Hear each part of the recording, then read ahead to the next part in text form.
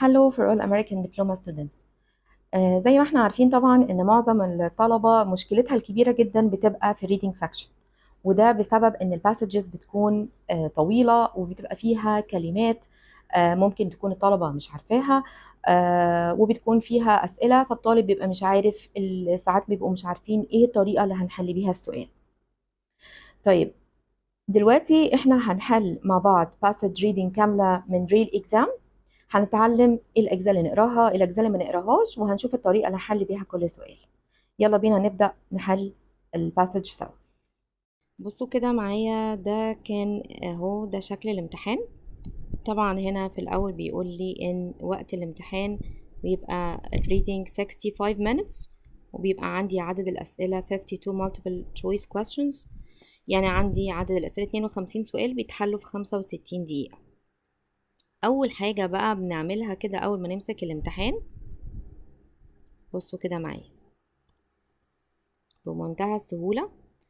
أول حاجة بعملها إن أنا بمسك الباسج بقرأ الجزء ده، والجزء ده إحنا بنسميه introduction. طب إيه هو فايدة الانترو؟ الانترو هنا بتعرفني نوع الباسج. اتفقنا قبل كده إن إحنا عندنا في الباسج عندنا history، عندنا scientific، عندنا social humanity، وعندنا literature اللي هو story. الانترو بقى دي بتعرفني التايب بتاع الباسج إيه. هنا بيقول لي مثلا the following passage is an excerpt from The Wonderful Lamp in the Arabian Nights, edited by Kate Douglas, Wiggin and Nora A. Smith, introducing Aladdin's story. هو الراجل كتر ألف خيره من نفسه كده قال لي إن دي ستوري، قصة علاء الدين. هعمل ايه بقى؟ هقرا الباسج؟ لا، هعرف كده على طول إن دي ستوري وهبدأ أقرا الأسئلة. عندنا أول سؤال بيقول لي the primary purpose of the passage. أول ما نشوف يا جماعة كلمة primary purpose على طول أعرف إن ده سؤال بيسألني على main idea. عندنا أكتر من صيغة للprimary purpose أو للmain idea. عندي main idea، عندي chief theme، عندي primary impression، عندي أكتر من صيغة هبقى أكتبها لكم كلها بعد كده. طب أعمل إيه عشان أحل السؤال ده؟ اول ما يقول لي المين ايديا على طول يا جماعه المفروض ان احنا هنقرا البلورب. ايه هو البلورب ده؟ اللي هو الفيرست باراجراف. اول باراجراف هقراه هعرف منه المين ايديا، بس قبل ما اقرا الفيرست باراجراف هنقرا التشويسز بتاعتنا الاول. هنا بيقول لي scold young boys for misbehaving، يعني بيكريتيسايز او بينتقد اولاد لسوء السلوك. stress the importance of avoiding strangers، بيسترس قوي على ان احنا لازم نتجنب الناس الغرباء. set the scene for the rest of the story. set the scene معناها يا جماعة ان هو بيرسم لي المشهد. اول ما تشوفوا كلمة set the scene اعرفوا ان احنا بنتكلم على 3 حاجات. بتكلم على time، بتكلم على place، ممكن التايم يبقى موجود ممكن لأ، واتكلم على الكاركترز. زي كده لما بنيجي نحكي حدوتة بنقول كان يا مكان كان في فلان وفلانة كانوا عايشين في المكان، يعني لازم اعمل introduction للستوري والكاركتر اللي هتكلم عنها، وبعد كده ابدأ اقول الاحداث. introduce the climax of the story. طب هو يعني ايه climax؟ عايزاكم تبقوا عارفين ان اي ستوري عندنا بتبدأ باول حاجة عندنا السيتنج اللي هو زي ما قلنا كده من شوية التايم والبليس. عندي حاجة اسمها rising action اللي هو بداية الأحداث. عندي كلايمكس، كلمة كلايمكس واضح قوي من الرسمة هي في التوب، اللي هي the hottest problem، أكتر مشكلة شائكة في الستوري. وعندي بعد كده حاجة اسمها falling action، والفولينج action دي اللي هو لما ال problems started to be solved، المشكلة ابتدت تتحل، وبعد كده عندي the end. طيب عشان يبقى عندي كلايمكس او عشان اعرف قمة الاحداث عمري ابدا ما هلاقيها في الانترودكشن، او عمري ما هلاقيها في بداية الستوري، بالعكس لازم هتبقى قدام شوية. ماشي؟ طيب احنا قرينا كده الانسرز، هنمشي نبدأ بقى نقرا الفيرست باراجراف ونشوف هو بيتكلم عن ايه. بيقول لي in the capital of one of the large and rich provinces of the kingdom of China there lived a tailor named Mustafa. في مكان في مملكة في الصين، كان واحد اسمه مصطفى عايش هناك. هو so poor، بيقولك إنه فقير جدا that he could hardly buy his daily living, maintain himself and his family which consisted of wife and a son. بيقول إن هو كانت حياته صعبة جدا ومكانش بيعرف يقضي أو يكفي يومه يعني، وكان عنده عيلته فيها wife وson، يعني مصطفى و his wife and his son. ده بالنسبة لأول باراجراف. تعالوا كده معايا كده بقى تاني نرجع للأنسرز ونبدأ نستبعد الإجابات اللي مش تنفع معانا. طبعا هنا في A schooled young boys هو he didn't talk about any boys، فده بالنسبة لي هستبعد رقم A. stress the importance of avoiding strangers، لأ هو ما اتكلمش على أي strangers. set the scene for the rest، هو اتكلم على البليس، إن هو قال لي في kingdom of China، وقال لي على الكاركترز اللي هو مصطفى و his wife and his son. يبقى الإجابة كده على طول من غير ما نفكر هتكون number C. إجابة سؤال سهل جدا ومفيهوش أي مشكلة، وشوفنا حلنا ازاي. لما نقرأ الانسرز بعد كده نطلع نقرأ الجزء اللي المفروض نقراه، نبدأ نستبعد، هتقلل معانا فرص الخطأ بشكل كبير. نيجي بعد كده على سؤال number 2. بيقول لي as use the line 11، كلمة contracted معناها ايه؟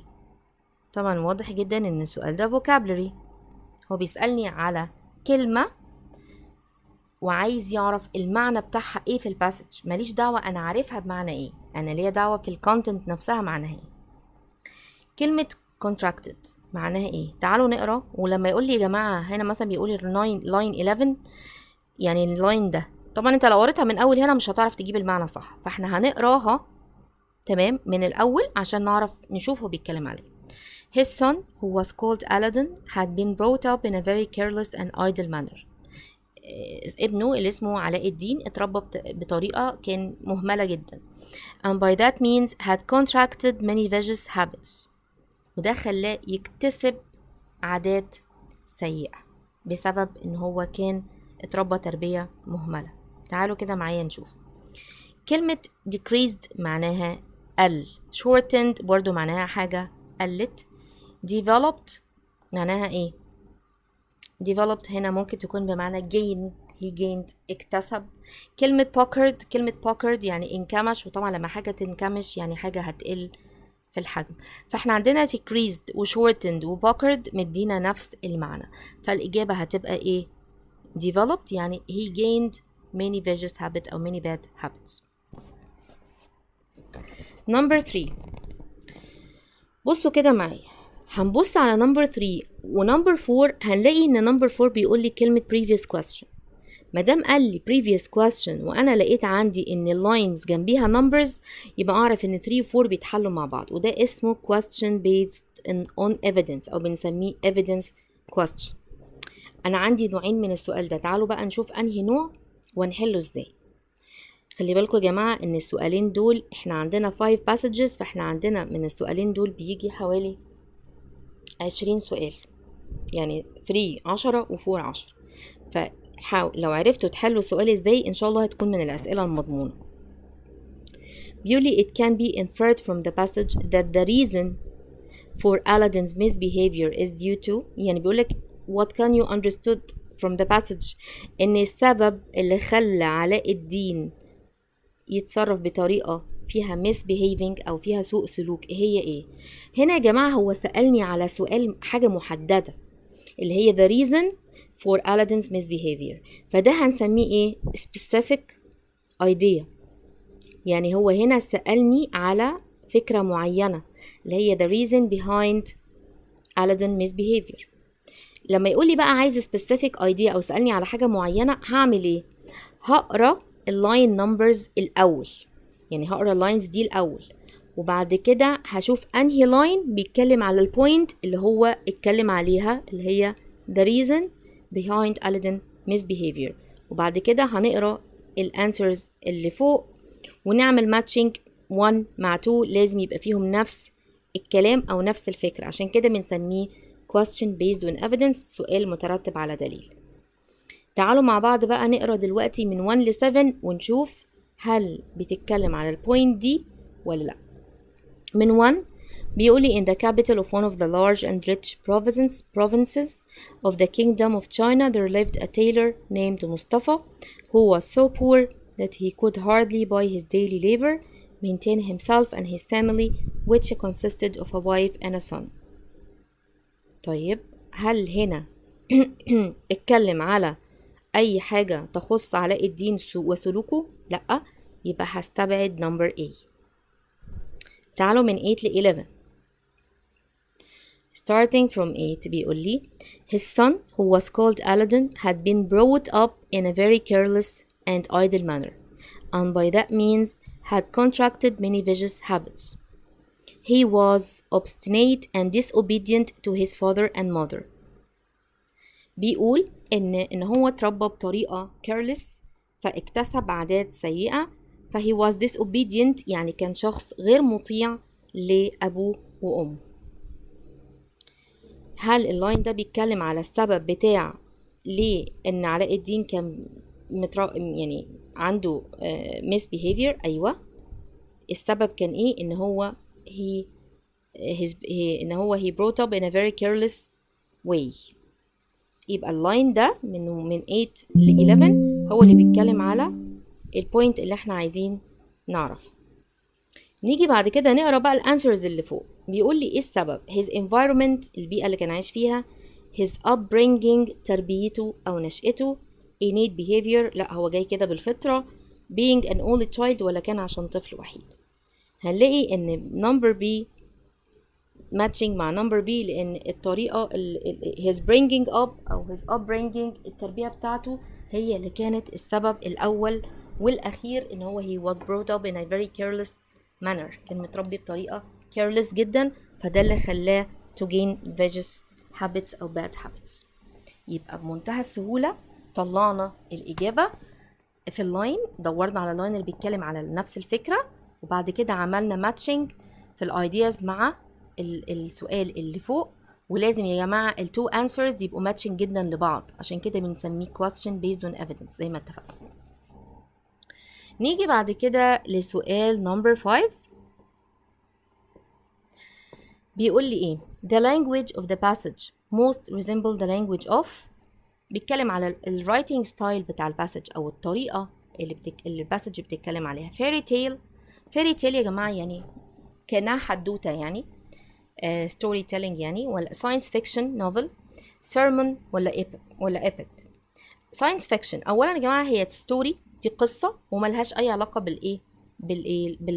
بالساينتفك فيلد فهنستبعد خالص number B. sermon يعني ليها علاقه بالreligious speech ليها علاقه بالدين هنستبعدها برضو. epic يعني long زي long poem بس بتحكي ستوري يعني قصيدة طويلة بس بتحكي قصة زي ما بنسميها كده ملحمة. تمام، يبقى أنا عندي epic ملحمة وعندي sermon ليها علاقة بالدين. اوكي، وساينس فيكشن دي هي it's not scientific field خالص فهنختار fairy tale اللي هي already story. في سؤال نمبر 6 و 7 هنلاحظ ان سؤال 6 و 7 برضو بيتحلوا مع بعض. عرفت برضو من كلمة previous question وعرفت من اللاين numbers يبقى ده على طول سؤال evidence. هنا بيقولي في السؤال نمبر 6 it can most reasonably be inferred from the passage that the stranger mentioned in line 58. اللي نفهمه من الباسج ان الشخص الغريب اللي اتكلموا عنه في line 58 is وسكت. هنا ما ادانيش هنا specific idea بل بالعكس ساب لي الفكره مفتوحه.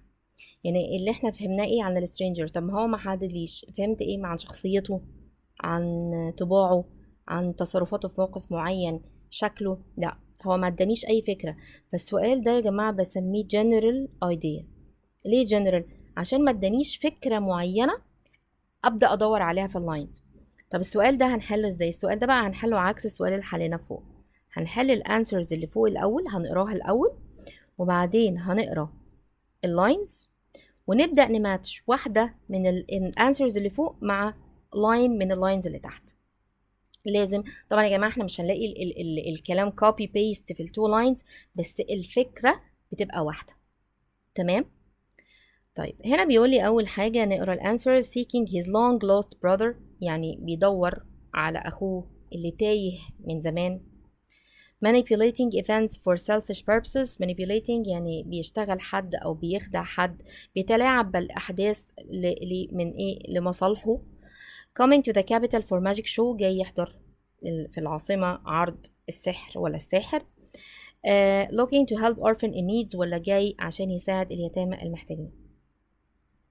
كده انا قريت الانسرز، هبدا اقرا اللاينز واشوف انهي لاين بيماتش مع اجابه من الاجابات اللي فوق. في لاين 5861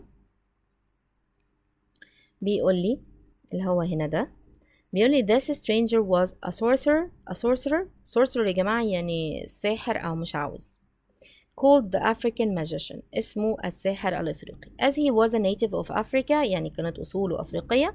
and he had been but 2 days arrived from thence، ولسه واصل من يومين. تعالوا نرجع للانسرز تاني. هل انا عندي اللاين اللي انا قريته بيماتش مع اي حاجه من الاجابات اللي فوق؟ لا، يبقى على طول كده هستبعد نمبر A. نمبر B بيقول لي from line 62 to 68. 62 اهو من اول the African magician who was a good physiognomist. physiognomist يا جماعه يعني كان بيقولي a good physiognomist، يعني كان بارع او كان كويس جدا او شاطر في علم الفسيولوجيا. فهو هنا يعني ايه فسيولوجيا بقى؟ اللي هو حد بيلاحظ تصرفات الاشخاص وملامحهم والبودي لانجوج بتاعتهم عشان يعرف يكون فكره معينه عنهم. observing in Aladdin's countenance، يعني بيقول ان هو كان بيمركز او ملاحظ ملامح علاء الدين. something absolutely necessary for the execution of the design he was engaged in. بيقول ان هو يركز في تصرفات علاء الدين، ده كان شيء ضروري جدا for the execution يعني تنفيذ، ان هو ينفذ ده ديزاين. طبعا ديزاين هنا مش تصميم، ديزاين خطة بقى او فكرة، حاجة هو بيفكر فيها. inquired artfully about his family، يعني بيقول ان هو كان بيسأل بدهاء، artfully يعني بدهاء او بذكاء about his family، عن علاء الدين، عيلة علاء الدين. who he was and what were his inclination، مين هو وايه ميوله او رغباته. and when he had learned all he desired to know، ولما عرف كل الحاجات اللي هو عايز يعرفها عنه. went up to him and taking him aside from his comrades، يعني لما عرف كل الحاجات عنده راح له وخده كده على جنب وسأله was not your father called مصطفى the tailor، بيقول له مش انت باباك اسمه مصطفى الخياط؟ yes sir answered the boy but he has been dead a long time، قال له ايوه بس يا سيدي لكن هو مات منذ زمن طويل. طيب حد بيحاول يجمع عنك أفكار، وحد بيراقب تصرفاتك وبيحاول يسأل عنك بمكر أو بدهاء عشان عايز ينفذ حاجة معينة، هل الانسر اللاين ده بيماتش مع أي حاجة فوق؟ طبعا بيماتش مع نمبر بي، إن هو manipulate، بيتلاعب بالأحداث عشان عنده selfish purposes، عشان عنده أغراض بتاعته، هي أغراض أنانية تخصه هو. انا هنا عندي الفكرتين ماشيين مع بعض، عشان كده اخترت نمبر بي مع نمبر بي. واحنا اتفقنا يعني احنا مش هنلاقي الكلام كوبي بيست، بس هتلاقي الفكرة واحدة وماتشنج مع بعضها. نيجي للسؤال رقم نمبر 8 سوري. بيقولي as used in line 66 كلمة ديزاين اللي احنا كنا لسه بنشرحها دلوقتي معناها ايه؟ طبعا ده سؤال فوكاب. هل كلمة ديزاين ممكن تبقى معناها outline sketch pattern ولا plan؟ نرجع ل 66 ونشوف. هنا بيقول في 66 بيقول observing in Aladdin's countenance something absolutely necessary for the execution of the design. أكيد مش هينفذ يا جماعة لا sketch ولا pattern، أكيد هينفذ إيه؟ plan. يبقى الكلمة الأقرب هي كلمة plan. يعني الأسئلة واضحة وسهلة وسلسة ما فيهاش أي مشاكل، وكل ما بنحل وإحنا مركزين وإحنا مش مستعجلين ويعني متأنيين كل ما الموضوع بيبقى أكتر سهولة. سؤال 9 بيقولي in the passage the stranger is most specifically portrayed as. في الباسج كلها الراجل ده صورناه بإيه أو كان ظاهر في شكل إيه؟ generous شخص كريم، prudent وهي معناها إن هو شخص عاقل، حذر، careful، دقيق، يعني واخد باله من التصرفات اللي قدامه، عنده يعني حكمة في التصرفات اللي هو بيعملها، kind حنون، و observant يعني شخص ملاحظ. طبعا يا جماعة بالذكاء بتاعه ان هو كان بيلاحظ الاشخاص وبيسأل عنهم عشان يعرف يوصل اللي هو عايزه، فهو بالنسبة لنا شخص prudent يعني شخص ايه very careful تمام and smart تمام. في السؤال number 10 بيقولي according to the last paragraph Aladdin's eagerness to believe the stranger يعني اللي خلى علاء الدين عنده حماس انه يصدق السترينجر due to his ego غروره the money given to him كان بيديله فلوس his quick-witted personality his need for a paternal role model. يعني ايه بقى؟ هنحل السؤال ده ازاي؟ his quick-witted personality اللي هو شخص سريع البديهة و his need for a paternal role model كان محتاج لدور حد يمثل دور الأب في حياته. هو هنا بيقول لي according to the last paragraph. تعالوا نشوف last paragraph ده بيبدأ منين. بيبدأ من هنا. As soon as the African magician left his newly adopted nephew, Aladdin ran to his mother, overjoyed at the money his uncle had given to him. يعني السبب في اللي هو يعني being very happy ان هو he gave him some money. يبقى على طول الإجابة هتكون number B. كده يا جماعة احنا حلينا passage reading كاملة. عرفنا ازاي نبدأ نحل الباسج. بنبدأ بالانترو، بنعرف نوع الباسج ايه، عرفنا ازاي بنحل المين idea ان احنا we have to read the blurb. حلينا سؤال الفوكاب وقلنا ان احنا لازم نقرا نبقى نجيب الفوكاب المعنى في الكونتكست نفسه، ماليش دعوه بالمعنى في اللي انا عارفه in general. عرفنا ان انا عندي في الايفيدنس ان سؤال general وسؤال specific، وعرفنا الطريقتين نحلهم ازاي. فاتمنى ان احنا يكون الموضوع سهل، لان الريدنج هو تقريبا عقدة معظم الطلبة. كل الموضوع ان احنا محتاجين نعرف كل سؤال يتحل ازاي والتكنيك بتاعه ايه، وصدقوني الموضوع مش هياخد معاكم اي وقت. لو في اي سؤال واقف معاكم، لو في اي حاجة عايزين نحلها مع بعض، اي تكنيك سؤال مش عارفينه، اي رول مش عارفينه، ابعتولي على الرقم على الواتساب. انا مسز رنا حمدي، هرد عليكم. اشوفكم في فيديو جديد. باي باي.